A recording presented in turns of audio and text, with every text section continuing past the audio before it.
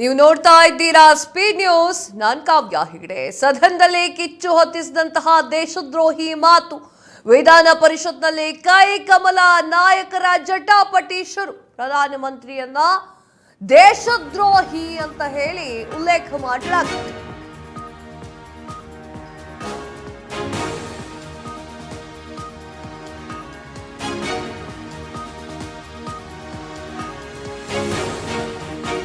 ಸದನದಲ್ಲಿ ಕಿಚ್ಚು ಹತ್ತು ಬಿಟ್ಟಿದೆ. ದೇಶದ್ರೋಹಿ ಎನ್ನುವಂತಹ ಮಾತಿಗೆ ಸಾಕಷ್ಟು ಜನ ವಿರೋಧವನ್ನು ವ್ಯಕ್ತಪಡಿಸ್ತಾ ಇದ್ದಾರೆ. ವಿಧಾನ ಪರಿಷತ್ನಲ್ಲಿ ಕೈ ಹಾಗೂ ಕಮಲ ನಾಯಕರ ಜಟಾಪಟಿ ಜೋರಾಗ್ತಾ ಇದೆ.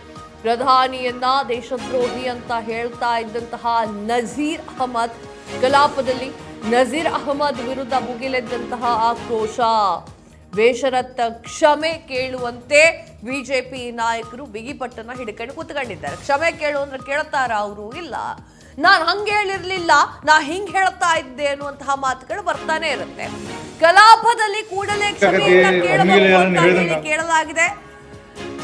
ಸಭಾಪತಿಗಳು ಕ್ಷಮೆಯನ್ನ ಕೇಳಬೇಕಾದದ್ದು ನಿಮ್ಮ ಧರ್ಮ ಅಂತ ಹೇಳಿ ಸಭಾಪತಿ ಹೊರಟ್ಟಿ ಅವರು ಹೇಳ್ತಾ ಇದ್ದಾರೆ. ವಿಧಾನ ಪರಿಷತ್ನಲ್ಲಿ ನಡೆದಿರುವಂತಹ ಘಟನೆ ಪ್ರಧಾನಿ ನರೇಂದ್ರ ಮೋದಿ ಅವರನ್ನ ದೇಶದ್ರೋಹಿ ಅಂತ ಹೇಳಿದ್ದಾರೆ.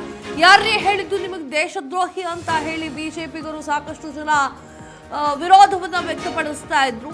ಪ್ರಧಾನಮಂತ್ರಿಯವರು ದೇಶದ ಮುಖವಾಗಿರ್ತಾರೆ. ಪ್ರಧಾನಮಂತ್ರಿಯವರು ಬೇರೆ ರಾಷ್ಟ್ರಗಳಿಗೆ ಭಾರತವನ್ನ ಪ್ರತಿನಿಧಿಸುವಂತವರಾಗಿರ್ತಾರೆ. ಅವರನ್ನ ಹೋಗೋಗ್ ದೇಶದ್ರೋಹಿಗಳು ಅಂತ ಹೇಳ್ತಾ ಇದ್ದೀರಲ್ಲ, ಇದೆಷ್ಟರ ಮಟ್ಟಿಗೆ ನ್ಯಾಯ?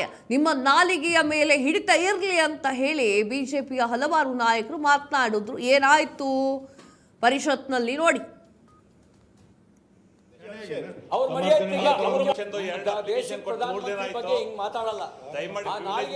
ಪಾಕಿಸ್ತಾನದಿರ್ಬೇಕು, ಬಾಕಿ ಭಾರತೀಯ ನಾಲಿಗೆ ಆದ್ರೆ ಹಂಗೆಲ್ಲ ಮಾತಾಡಲ್ಲ. ಪಾಕಿಸ್ತಾನ ನಾಲಿಗೆ ಮಾತ್ರ ದೇಶದ ಪ್ರಧಾನಮಂತ್ರಿ ಬಗ್ಗೆ ಹಂಗೆಲ್ಲ ಮಾತಾಡಕ್ ಸಾಧ್ಯ. ಹಾಗಾಗಿ ಆ ನಾಲ್ಗೆ ಯಾವುದು ಅಂತ ಹೇಳಿ ಸ್ವಲ್ಪ ಪತ್ತೆ ಹಚ್ಚಬೇಕಾದ ಅವಶ್ಯಕತೆ ಇದೆ. ದೇಶಭಕ್ತ ನಾಲಿಗೆ ದೇಶದ ಪ್ರಧಾನಮಂತ್ರಿ ಬಗ್ಗೆ ಹಂಗೆಲ್ಲ ಮಾತಾಡಲ್ಲ. ಯಾವ್ದೋ ಪಾಕಿಸ್ತಾನ ಕಡೆ ನಾಲ್ಗೆನೇ ಇರ್ಬೇಕಿದೆ. ಹಿಂಗೆ ದೇಶದ ಪ್ರಧಾನಮಂತ್ರಿ ಬಗ್ಗೆ ಹಂಗೆ ಮಾತಾಡೋದು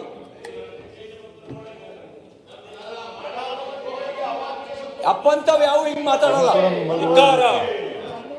ಮೊದಲೊಂದ್ಸಲ ಓದ್ಬಿಟ್ಟು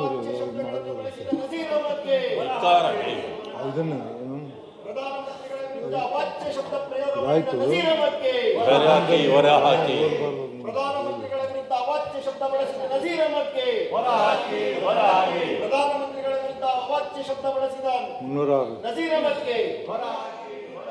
ಇಲ್ಲಿ ಒಂದೇ ಒಂದು ಮಾತು ಯಾವ ರೀತಿಯಾಗಿ ಬಂದಿದೆ ಅಂತಂದ್ರೆ, ಪ್ರಧಾನಿ ನರೇಂದ್ರ ಮೋದಿ ಅವರು ದೇಶದ್ರೋಹಿಗಳು ಅಂತ ಹೇಳಿ. ಅದಕ್ಕೆ ಬಿಜೆಪಿ ಅವರು ಹೇಳುತ್ತಾ ಇದ್ದಾರೆ, ನಾಲಿಗೆ ಅನ್ನೋದು ಭಾರತ ದೇಶದಾಗಿದ್ದಿದ್ರೆ ಸರಿಯಾಗಿ ನುರುಳುತ್ತಿತ್ತು, ಆದರೆ ಸರಿಯಾಗಿ ನುರ್ತಿಲ್ಲ ಅಂತಂದ್ರೆ ಇದು ಭಾರತ ದೇಶದಲ್ಲ, ಇದು ಪಾಕಿಸ್ತಾನದಾಗಿರ್ಬೇಕು ಅಂತ ಹೇಳಿ ಅವ್ರು ಮಾತನಾಡ್ತಾ ಇದ್ದಾರೆ. ಇಲ್ಲಿ ಇಂಡಿಯಾ ಪಾಕಿಸ್ತಾನ ಅಂತ ವಿಷಬೀಜವನ್ನು ಬಿತ್ತಲಿಕ್ಕೆ ಹೊರಟಿದ್ದೀರಾ ವಿಧಾನ ಪರಿಷತ್ನಲ್ಲಿ ಕೂತ್ಕೊಂಡು, ಅಥವಾ ಸಮಸ್ಯೆಗಳ ಬಗ್ಗೆ ಚರ್ಚೆ ಮಾಡ್ತೀರಾ?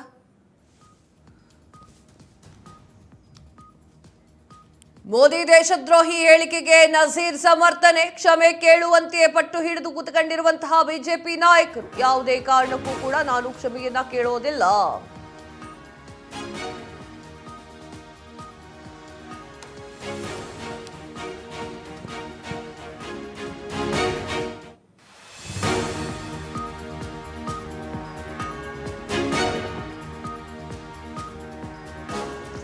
ಮೋದಿ ದೇಶದ್ರೋಹಿ ಹೇಳಿಕೆಗೆ ನಜೀರ್ ಸಮರ್ಥನೆ. ಕ್ಷಮೆಯನ್ನ ಕೇಳುವಂತೆ ಪಟ್ಟು ಹಿಡ್ಕೊಂಡು ಕೂತ್ಕೊಂಡಿರುವಂತಹ ಬಿಜೆಪಿ ನಾಯಕರು, ಯಾವುದೇ ಕಾರಣಕ್ಕೂ ನಾನು ಕ್ಷಮೆ ನಾ ಹೇಳಲಿಲ್ವಾ, ಯಾವುದೇ ಕಾರಣಕ್ಕೂ ಅವ್ರು ಕೇಳಲ್ಲ, ನಾನು ಹೇಳಿದ ಹಂಗಾಗಿರ್ಲಿಲ್ಲ ಅಂತೇಳಿ ಕೂತ್ಕೊಳ್ತಾರೆ ಹೊರತು ಕ್ಷಮೆ ಯಾರು ಯಾಚನೆ ಮಾಡೋದಿಲ್ಲ. ಹೇಳಬೇಕಾದ್ರೆ ಯಾರಿಗೆ ಹೇಳ್ತಾ ಇದ್ದೇನೆ, ದೇಶದ ಪ್ರಧಾನಿಯವ್ರಿಗೆ ಹೇಳ್ತಾ ಇದ್ದೇನೋ ಅಥವಾ ಬೇರೆ ದೇಶದ ಪ್ರಧಾನಿಯವ್ರಿಗೆ ಹೇಳ್ತಾ ಇದ್ದೇನೋ ಅಂದ್ರೆ ಕಾಮನ್ ಸೆನ್ಸ್ ಇಟ್ಕೋಬೇಕಾಗಿತ್ತು. ಬೇಕಾದ್ರೆ ಸದನದಿಂದ ಅಮಾನತು ಮಾಡಿ ಅಂತ ಹೇಳಿ ನಜೀರ್ ಹೇಳಿದ್ದಾರೆ. ಕೋಲಾಹಲ ಹೆಚ್ಚಿಸಿದಂತ ಕಲಾಪ ಮುಂದೂಡಿಕೆ ಮಾಡಲಾಗಿದೆ. ಅವರು ಹೇಳಿರುವಂತಹ ಒಂದೇ ಒಂದು ಮಾತು, ಪ್ರಧಾನಿ ನರೇಂದ್ರ ಮೋದಿ ಅವರು ದೇಶದ್ರೋಹಿ ಅಂತ ಹೇಳಿ. ಆ ಮಾತು ಈಗ ಸದನವನ್ನೇ ಮುಂದೆ ದೂಡುವಂತೆ ಮಾಡಿ ಹೇಳಿದ್ದು ತಪ್ಪಾಯ್ತು, ಆದ್ದರಿಂದ ಅಕ್ಷಮ್ಯ. ಆದ್ದರಿಂದ ಕ್ಷಮೆ ಕೇಳಬೇಕು ಅಷ್ಟೇನೆ. ಎಲ್ಲೆಲ್ಲ ಮಾತಾಡೋಕೆ ಅವಕಾಶ ಇಲ್ಲ. ಪೀಠ ಏನು ಆದೇಶ ಕೊಟ್ಟಿದೆ ಅದನ್ನು ಒಪ್ಪಿದ್ರೆ ವಿಶ್ಲೇಷಣೆ ಬೇಕಾಗಿಲ್ಲ ನಮಗೆ. ಈಗ ನಾನು ಮಾಡಿದ ತಪ್ಪಿಗೆ ಕ್ಷಮೆ ಕೇಳಬೇಕು ಅಷ್ಟೇ. ನೀವೇ ಪೀಠದಲ್ಲಿ ಕುಂತ್ಕೊಂಡ್ಬಿಡಿ, ಇಲ್ಲಾಂದ್ರೆ ಕ್ಷಮೆ ಕೇಳಬೇಕು. ನೀವೇ ಡೈರೆಕ್ಟ್ ಮಾಡ್ತೀರಾ?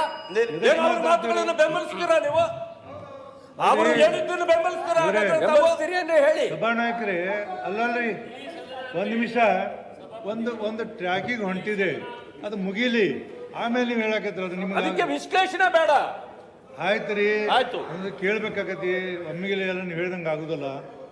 ನಜೀರ್ ಅಹಮದ್ ಅವರ ಸಭಾಪತಿಯವರ ಇವತ್ತು ನಾವು ಬೆಳಗ್ಗೆ ಬಂದಾಗ ಪ್ರಾರಂಭ ಮಾಡಿದಾಗ ಸನ್ಮಾನ್ಯ ರವಿ ಅವರು ಇದು ಏನು ಪಾಕಿಸ್ತಾನ ನಾಲ್ಗೆನಾ, ಇದು ಪಾಕಿಸ್ತಾನ ನಾಲ್ಗೆಲ್ಲ ಇಲ್ಲಿ ನಡೆಯಲ್ಲ ಅಂತೇಳಿ, ನಾವು ಹುಟ್ಟಿ ಬೆಳೆದಿರೋದು ಇಂಡಿಯಾದಲ್ಲಿ, ಕರ್ನಾಟಕದಲ್ಲಿ, ನಾವೇನು ಪಾಕಿಸ್ತಾನದಿಂದ ಬಂದಿದ್ದೀವಾ? ದೇಶದ ಪ್ರಧಾನಮಂತ್ರಿ ಬಗ್ಗೆ ಹಂಗೆ ಹೇಳೋರಿಗೆ ಏನ್ ಹೇಳ್ಬೇಕು ಮಾಡ್ರಿ. ದೇಶದ ಪ್ರಧಾನಮಂತ್ರಿಗಳ ಬಗ್ಗೆ ನೀವು ಮಾತಾಡಿದ ಮಾತನ್ನ ಸಮರ್ಥನೆ ಸಸ್ಪೆಂಡ್ ಮಾಡಿ ಅವ್ರಿಗೆ. ದೇಶದ ಪ್ರಧಾನಮಂತ್ರಿಗಳ ಬಗ್ಗೆ ಹಂಗೆ ಮಾತಾಡೋರು ಏನಂತ ಸಮರ್ಥನೆ ಮಾಡ್ಕೊತೀರಿ ನೀವು? ಹೇಳಿದ್ದು ತಪ್ಪು. ಅವ್ರ ಮರ್ಯಾದೆ ಸಭಾಪತಿಗಳೇ, ಮಾನ್ಯ ಸಭಾಪತಿಗಳೇ, ಶ್ರೀನಿವಾಸ್ ಅವರು ಒಬ್ರು ನಮ್ಮ ಶ್ರೀನಿವಾಸ್ ಅವರು ಮಾತಾಡಿದ್ರು. ಅವ್ರು ಹೇಳಿದ್ರು ಮೋದಿ ಇಲ್ಲ ಅಂದ್ರೆ ದೇಶನೇ ಇಲ್ಲ, ಮೋದಿ ಇಲ್ಲ ಅಂದ್ರೆ ಏನೂ ಇಲ್ಲ ಅಂತ ಹೇಳಿದ್ರು.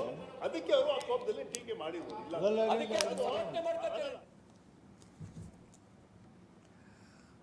ನಜೀರ್ ಅಹಮದ್ ಮಾತಿಗೆ ಕೆರಳಿದಂತಹ ಬಿಜೆಪಿ ನಾಯಕರು. ಎಂಎಲ್ಸಿ ನಜೀರ್ ವಿರುದ್ಧ ಸಿಟಿ ರವಿ, ಚಲವಾದಿ ನಾರಾಯಣ ಸ್ವಾಮಿ ಅವರ ಆಕ್ರೋಶ. ಸಭಾಪತಿಗಳು ನಜೀರ್ ವಿರುದ್ಧ ಕ್ರಮವನ್ನು ಕೈಗೊಳ್ಳಬೇಕು ಅಂತ ಹೇಳಿ ಪಟ್ಟಿಡ್ಕೊಂಡು ಕೂತಿದ್ದಾರೆ.